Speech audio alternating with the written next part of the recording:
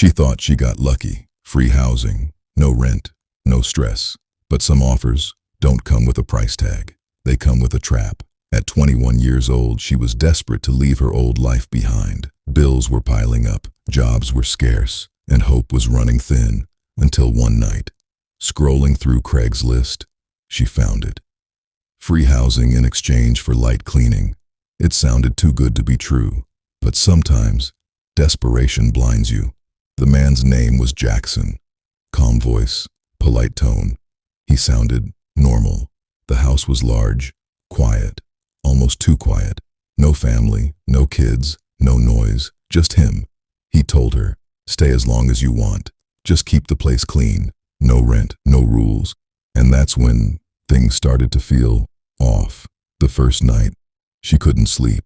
There was this feeling like someone was watching her, not outside, but inside the room. She brushed it off.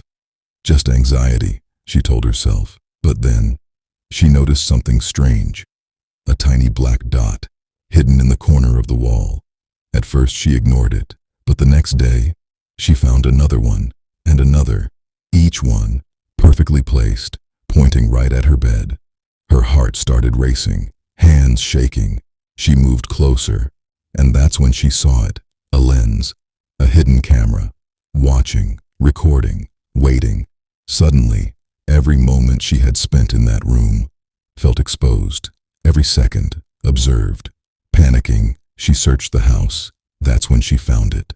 A note, hidden inside a drawer, written in a rush, almost like someone didn't have time. It said, leave. He is not who he says he is. He watches everything. No name, no explanation, just a warning. That night, she didn't sleep. She waited.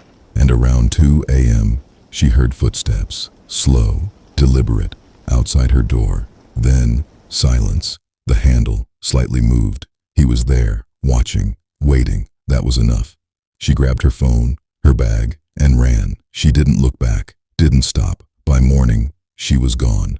Jackson never contacted her again. No police report, no explanation, just silence. But one thing stayed with her, that feeling that even after she escaped, someone might still be watching. Some opportunities aren't opportunities at all.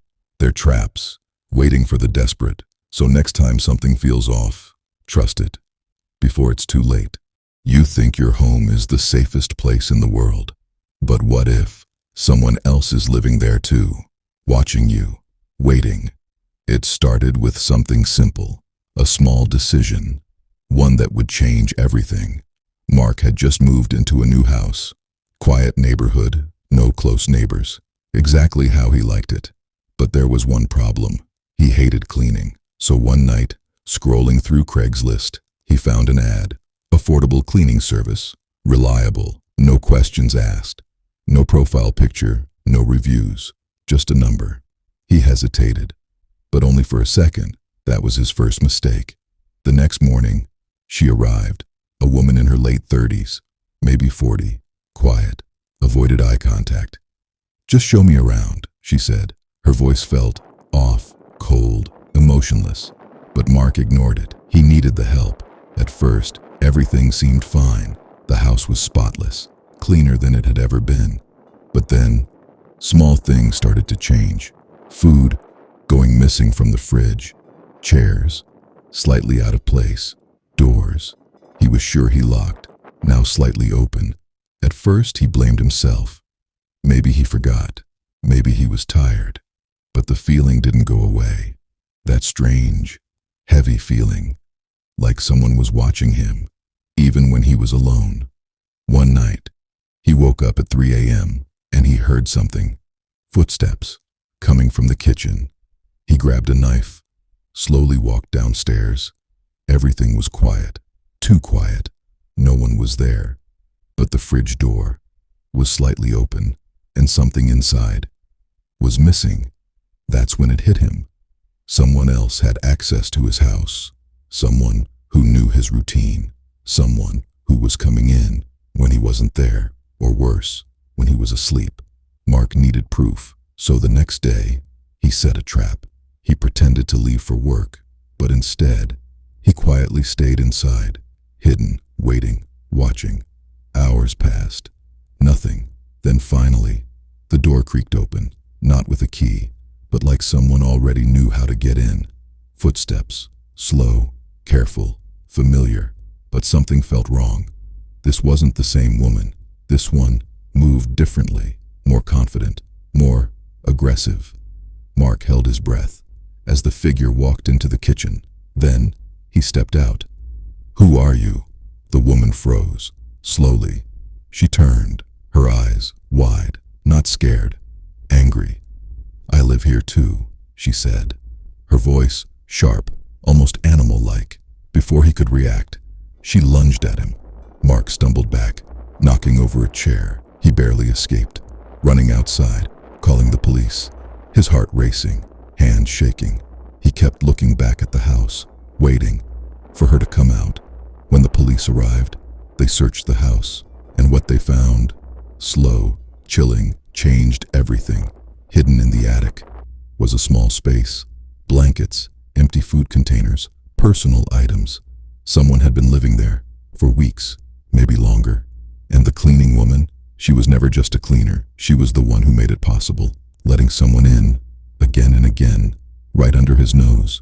Mark changed all his locks that same night, installed cameras, moved out a week later. But even now, he says he can't sleep without checking every door, every corner, every shadow, because once you realize you weren't alone in your own home, you never feel safe again. It was 2008, a time when online classifieds were just starting to feel normal, safe even. People sold everything there, phones, cars, furniture. That's where this story begins. I had been looking for a couch for weeks, nothing fancy, just something cheap, decent, and close by. Then I found it. A perfect listing, clean photos, great condition, and the price, almost too good to be true. But that's the thing about desperation. It makes you ignore that little voice in your head. The seller's name was Keith. He seemed normal, friendly even. We exchanged a few messages. He said he needed to sell it quickly, was moving out soon.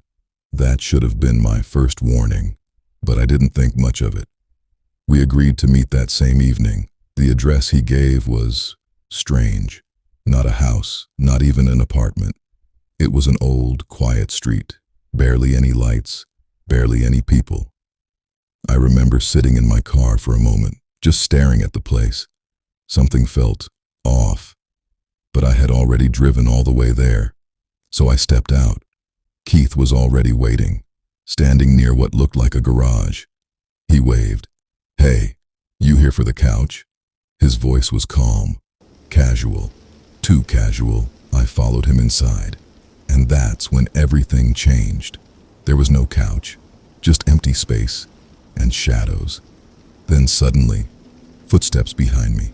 Before I could even turn around, someone grabbed me, hard. Another voice shouted, "Get him!" 3 of them, Keith and 2 others. My heart started racing. They weren't here to sell anything. This was a setup. I struggled, tried to break free. One of them shoved me against the wall. Another reached into my pockets. They weren't just robbing me. This felt worse, violent, unpredictable, dangerous. And in that moment, I realized something terrifying. No one knew I was here. No one. Panic started creeping in. But panic wouldn't save me. I needed something else, something fast.